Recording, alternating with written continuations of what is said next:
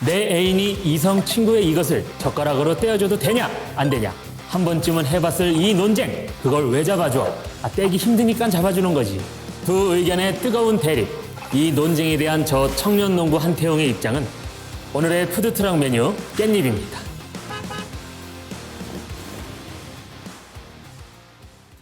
안녕하세요.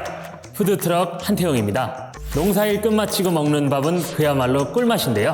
하얀 밥 위에 짭짤한 스팸 한 조각 얹어 먹으면은 하지만 저는 스팸보다는 직접 농사지어 담근 향긋 짭짤한 깻잎 장아찌가 더 맛있더라고요. 이렇게 맛 좋은 깻잎 장아찌로 대한민국이 들썩들썩 뜨겁게 달아올랐었는데요. 바로 깻잎 논쟁. 저는 떼져도 상관없다. 오죽 답답하면 그걸 떼졌겠어요. 젓가락을 잘 못 띄니까는 그걸 떼졌겠죠. 일부러 뭐 좋아서 떼지지는 않았을 것 같아요. 이 깻잎에도 아주 재밌는 이야기들이 많은데요. 먼저 깻잎이 무엇인지 알아야 할 필요가 있습니다. 우리가 즐겨 먹는 깻잎은 들깨의 잎인데요. 들깨는 삼국시대 이전부터 재배해온 것으로 알려져 있습니다. 볶아서 기름을 짜거나 절임이나 양념을 해서 먹기도 하고 버릴 것이 하나도 없죠. 들깨만큼이나 우리에게 익숙한 참깨는 아프리카가 원산지로 세계 곳곳에서 즐기는 식용 기름으로 소비되고 있는데요. 참깨처럼 전통적으로 우리나라에서 이름에 참자가 들어가면 귀하다라는 뜻을 가지며 들깨처럼 들자가 들어가는 것은 흔하다라는 의미를 갖게 되는데요. 실제로 과거 박세당이 편찬한 농업 서색경을 살펴보면 들깨는 채모반 옆에 제멋대로 던져놓아도 해마다 저절로 난다라고 했을 정도로 아무렇게나 던져놓고 재배되기 일쑤였답니다. 그렇다면 우리는 왜 더 귀한 참깨가 아닌 들깨의 잎을 먹는 걸까요? 참깨는 깨를 수확할 때 잎이 붙어 있어야 잎에 남은 영양분이 씨방에 영양분을 공급해 깨가 더 잘 익는다고 합니다. 그리고 참깨의 잎은 우리가 먹는 들깨의 잎과 달리 특유의 향이나 맛이 나지 않아 식용으로는 이용되지 않았던 거죠.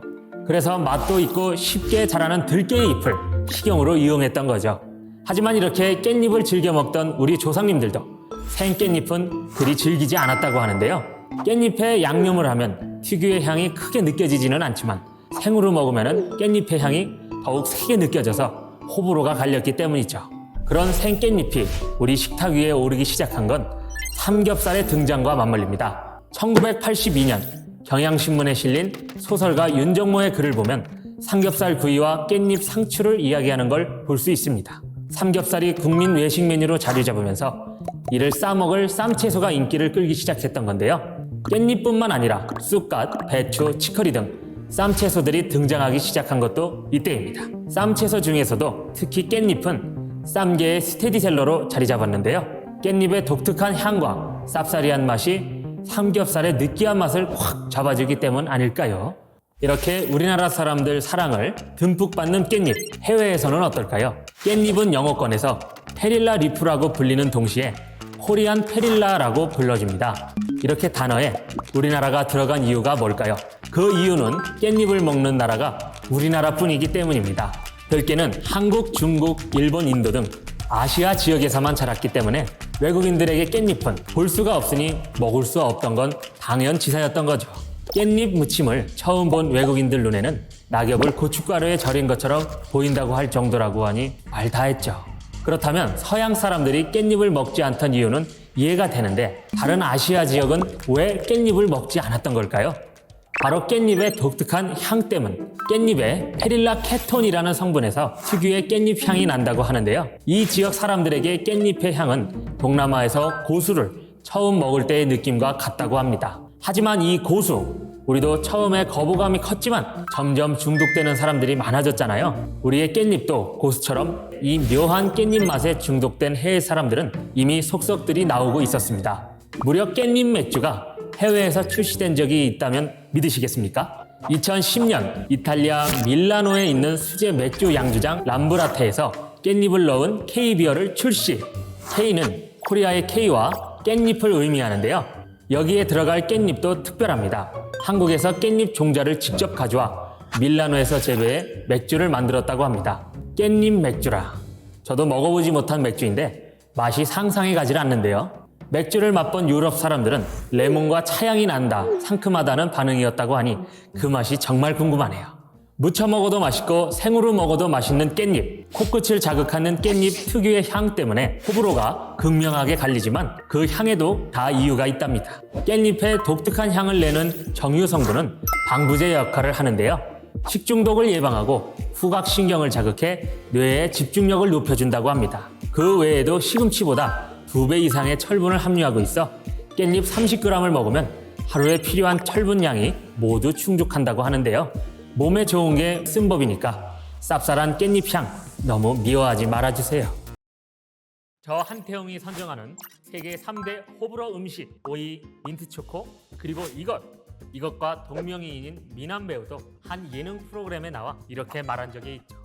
식당에서 손님들이 나 이거 진짜 싫어하면 나한테 그러는 건가 싶어서 괜히 찔리기도 했다고 하는데요. 극호인 사람은 중독된 것처럼 즐겨 먹고 극불호인 사람은 근처에도 가지 않으려 한다는 극단의 채소. 오늘의 푸드트럭 메뉴 고수입니다.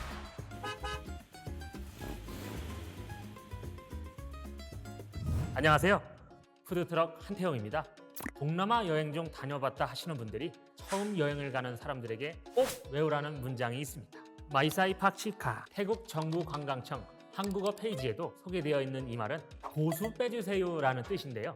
우리나라 사람들 몇몇에게 입에 맞지 않아 먹지 못하는 사람들도 많은데 아시아 라틴계 음식 대부분에 들어가는 인기 향신료입니다. 그런 고수를 왜 유독 우리나라 사람들은 먹기 어려워하는 걸까요? 우선 고수를 많이 먹는 나라들의 공통점을 알아야 합니다. 향신채 가운데서는 채소로서의 재배 역사가 가장 오래된 것으로 알려져 있는데요. 기원전 1300여 년 전 이집트를 통치했던 파라오 투탕카멘의 무덤에서도 고수의 흔적이 발견되었으며 조미료로 먹거나 와인에 넣어 마셨다는 기록이 있습니다. 의학의 아버지 히포크라테스는 속이 쓰릴 때, 발작이 일어났을 때 약으로 쓰라고 권했다고 하며 고대 로마에서는 빵에 향을 낼 때 동남아에서는 식중독을 막는 방법으로 식용을 시작했을 것이라는 설도 있습니다. 이쯤에서 고수를 즐겨 먹어온 나라들의 공통점 눈치채셨나요? 주로 날씨가 더운 지방이라는 건데요. 더위에 취약한 음식을 상하지 않게 보관할 수 있도록 고수가 도움을 주어 많은 나라에서 자연스럽게 사용하게 된 것이죠. 실제로 최근 외국의 한 대학에서 고수풀의 씨앗에서 추출한 기름으로 식중독을 일으키는 12종류의 박테리아에 대한 실험을 진행한 결과 12종류의 박테리아 모두 생장을 멈추고 대부분은 죽은 것으로 확인됐습니다. 조미료로 먹고 빵에 넣고 약으로 썼던 이유를 알 것 같네요. 최근 많은 사람들의 소울푸드로 떠오른 퍼거, 마라탕, 마라샹궈 등 중국 음식에도 이 고수는 빠지지 않는데요. 그래서 고수의 원산지가 중국이라고 생각하시는 분들이 많이 계시겠지만 중국의 고수, 향차이를 즐기는 이유가 따로 있다는데요. 그건 중국 요리의 특징 때문에 기름을 많이 써 느끼할 수 있는 음식 맛을 고수가 잡아준다고 합니다. 또한 소화 촉진, 식욕 회복, 소화 불량 등등 다양한 효능이 있다고도 하니 맛, 건강 둘 다 잡을 수 있는 음식이었던 거죠.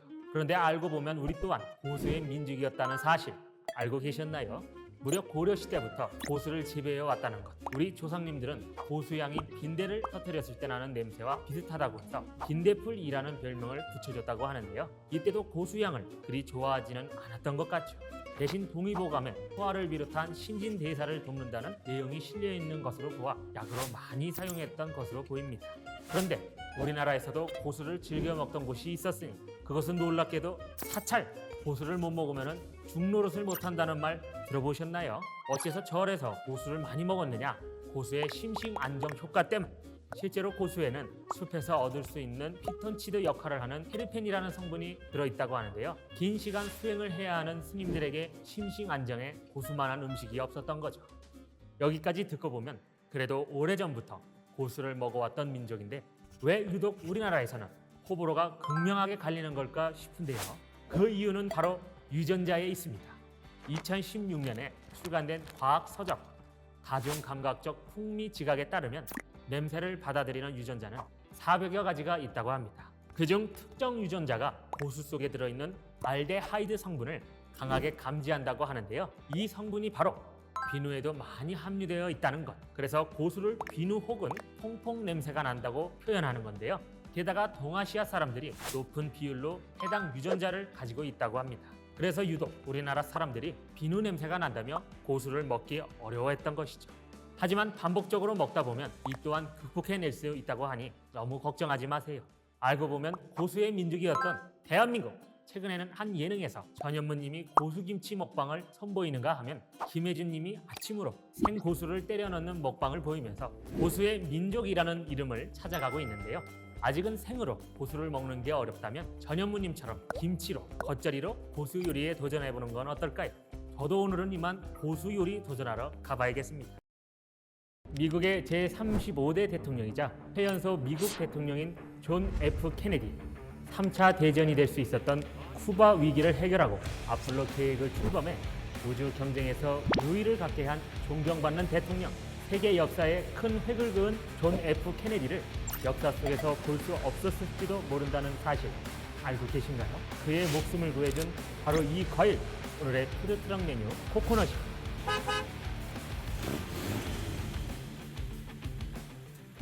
안녕하세요. 푸드트럭 한태영입니다. 동남아 여행을 가면 길거리에서 흔히 볼 수 있는 과일이 있죠. 즉석에서 마테채로 슉슉 현란한 기술로 잘라주는 코코넛. 주스뿐만 아니라 과자, 빵 등에 넣어 맛을 낼 수 있고 껍질로는 그릇, 옷까지 만들고 있다는데요. 심지어 전시 상황에서는 자연 상태의 액체 코코넛 워터를 혈장 대신 수혈했다고 합니다. 그렇다면 코코넛이 존 F 케네디를 도대체 어떻게 살렸다는 걸까요? 그 이야기는 2차 세계대전으로 거슬러 올라갑니다.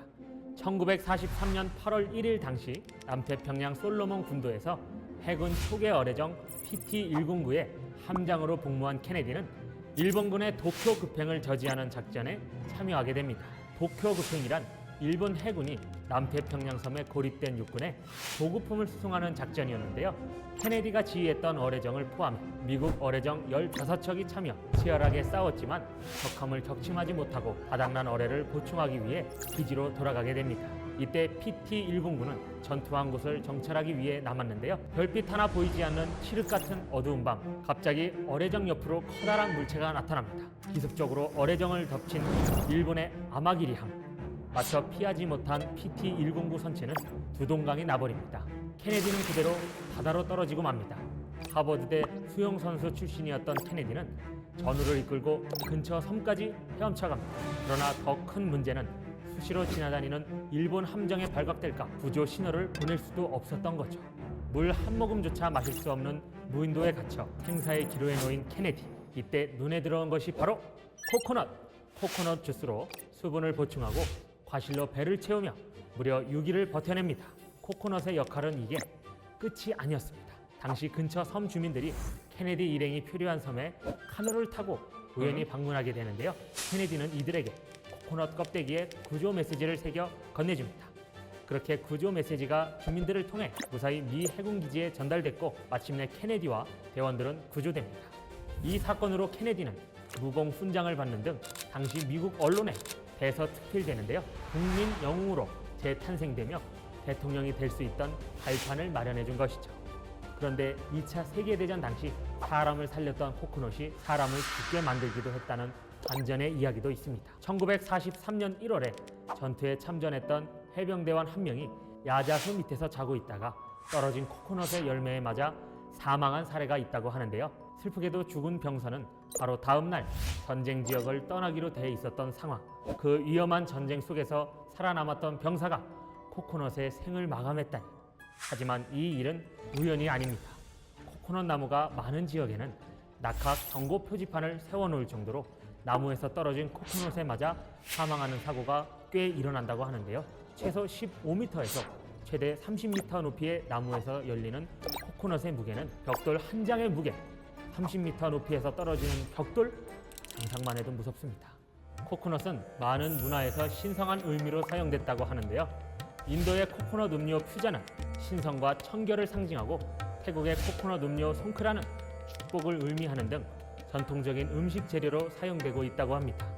유럽에도 코코넛을 찬양했던 사람이 있었으니 19세기 독일 채식주의자 아우구스트 엥겔하르트입니다. 그는 대학 졸업 후 과일이 인간에게 이상적인 식이요법이라는 논리에 빠지게 됩니다. 특히 그가 빠져버린 건 코코넛. 태양신과 아주 가까운 신성을 가진 식물은 코코넛 야자다. 그것을 많이 섭취해야 한다. 그렇지 않으면 질병과 노화로 수명이 단축된다. 코코넛은 태양과 가장 가까이에서 자라는 열매이기 때문에 불멸의 삶을 살 수 있는 인간에게 가장 완벽한 음식이라 여겼던 겁니다. 심지어 그는 코코넛 찬양 삶을 실천하기 위해 1902년 유럽을 떠나 남태평양의 카바콘 섬으로 가는데요. 카바콘 섬에 무려 75헥타르의 크기의 땅을 구입, 원주민들을 이용해 코코넛 농장을 운영하며 코코넛만 먹고 살았다고 합니다. 그 결과는 어땠을까요? 아우구스트는 1919년 그의 주장과 달리 영양실조로 짧은 생을 마감하게 됩니다.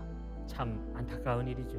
이제껏 세계사 이야기를 했으니 우리나라 코코넛 이야기를 잠깐 해볼까요? 코코넛은 최근에 들어온 과일 같지만 무려 500년 전 조선에서는 중국과 일본에서 보내온 선물을 통해 접했다는데요. 조선 왕조실록 세종 17년 1435년 5월 5일 기록에는 중국에서 온 사신이 가져온 여러 선물 중에 야자가 있었고요. 성종 11년 1480년 지금의 오키나와인 유구국 국왕이 야자 10개를 선물로 보냈다고도 합니다. 조선 정조 때의 문인 이헌경이 쓴 글을 보면 야자 같은 소변머리는 실로 얇고도 좁다라며 야자를 조그만한 것의 대명사로 비유했는데요. 시인들이 시를 쓸 때 야자를 이미 알고 단어를 사용한 것을 보아 조선에서 야자라는 과일이 꽤 알려져 있었다고 추측할 수 있던 거죠. 현대에 들어서 코코넛은 비건 원료로 주목받고 있습니다. 코코넛 밀크는 우유와 비슷한 질감을 가져 디저트 요리에 딱이라는데요. 코코넛 특유의 고소함을 느낄 수 있는 동시에 라우르산 성분이 면역력 강화에 도움을 준다고 합니다. 또한 코코넛 오일은 화장품, 비누까지 다양하게 활용되고 있는데요. 코코넛 오일은 보습력이 뛰어나고 항산화 물질인 비타민 E 성분이 피부 노화를 예방하기까지 한다고 하니 코코넛 찬양이 괜히 나왔던 건 아니었나 봅니다. 올 1년 농사 짓느라 피부가 많이 푸석해졌는데 오늘은 코코넛 팩 하나 쏘아갈까 봐요. 너만을 사랑한다 했잖아. 여러분은 이 짤을 아시나요? 수많은 짤들을 탄생시킨 오늘의 주인공, 외국의 셰프도 우리나라의 이것 사랑에 감탄을 금치 못했다고 하는데요. 한국인들에게 조금은 열족을 의미합니다. 감 잡으셨나요? 오늘의 푸드트럭 메뉴, 마늘입니다.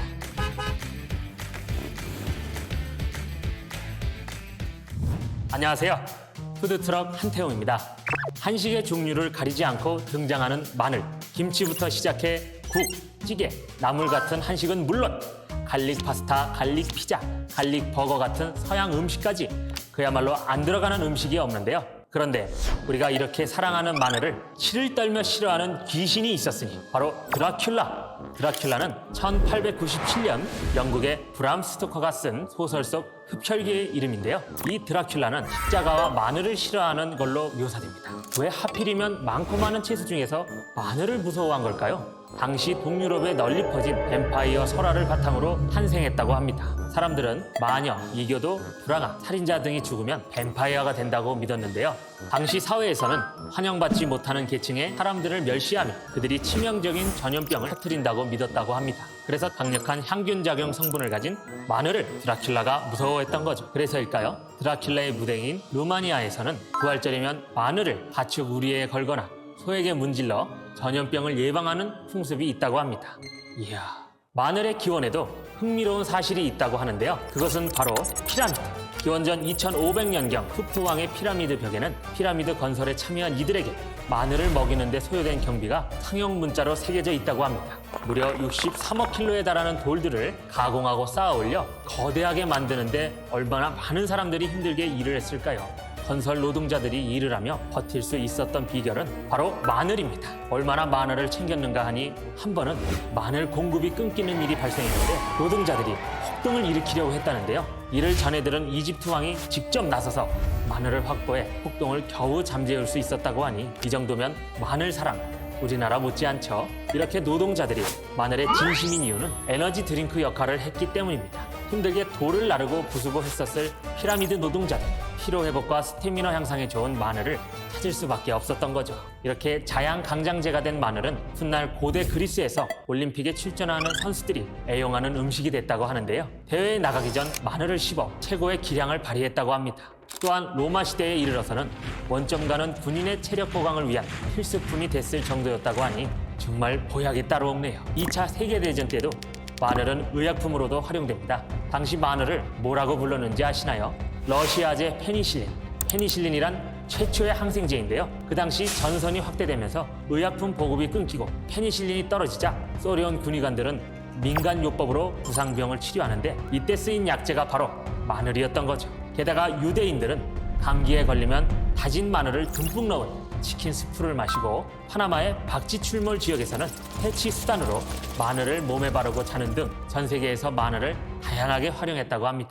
자양강장제 의약품, 민간요법, 향신료까지 무한 변신이 가능한 먹거리가 마늘 이외에 또 있을까 싶네요. 예부터 전해진 마늘 사랑, 우리나라도 질 수 없죠. 마늘하면 생각나는 우리나라 이야기, 바로 고조선 건국신화인데요. 그런데 여기서 궁금해지는 한 가지, 왜 마늘과 쑥을 먹고 인간이 됐다고 묘사했을까요? 그건 옛 조상님들의 마늘과 쑥에 대한 인식 때문입니다. 당시 사람들은 마늘이 귀신을 쫓고 역병을 막아주는 아주 신성한 기운이 있다고 믿었다고 해요. 실제로 마늘에 들어있는 알리신 성분은 항균 작용을 하는데요. 주요 항생제인 페니실린이나 헤라마이신보다 살균력이 강력하다고 하는데 그 옛날 어떻게 이런 효능을 다 알고 사용했는지 신기할 따름입니다. 조선시대에도 마늘이 유명했던 특별한 장소가 있었습니다. 바로 궁녀들 사이에 핫한 다이어트 식품으로 유행을 했답니다. 조선시대에는 각 처소에서 궁녀들을 선발했는데 궁중 생활 편의를 위해 시중을 드는 궁녀가 왕의 눈에 띄어 승운을 입으면 엄청난 신분 상승, 그래서 궁녀들이 왕의 눈에 들기 위해 다이어트를 했던 거죠. 당시 아침 저녁으로 식초에 절인 마늘을 2-3쪽을 먹으면 허리가 가늘어진다는 비방이 유행했다고 합니다. 마늘 속 알리신은 혈중 콜레스테롤 수치를 낮추고 식초는 체지방 축적을 억제해주는 효과가 있다고 하니 다이어트 식품으로 괜찮은 음식이었던 거죠. 우리나라 사람들의 건강을 지켜주던 마늘의 유일한 단점이라고 하면 바로 알싸한 냄새입니다. 마늘의 이 냄새의 원인은 다름 아닌 향균 작용의 주성분인 알리신 때문. 그래서 마늘 냄새 제거에 효과적인 방법을 찾아봤는데요. 지금부터 알려드리겠습니다. 마늘을 먹고 녹차나 홍차를 마셔주면 차 속에 들어있는 플라보노이드가 휘발성인 마늘 냄새를 없애준다고 합니다. 또 신선한 채소나 과일을 섭취해도 마늘 냄새가 감소한다고 하는데요. 여러분, 입냄새 걱정 없이 마늘 잔뜩 드시고 디저트로 과일을 한번 드셔보시는 건 어떠신가요? 저도 마늘 먹고 힘내서 농사 지으러 가봐야겠습니다.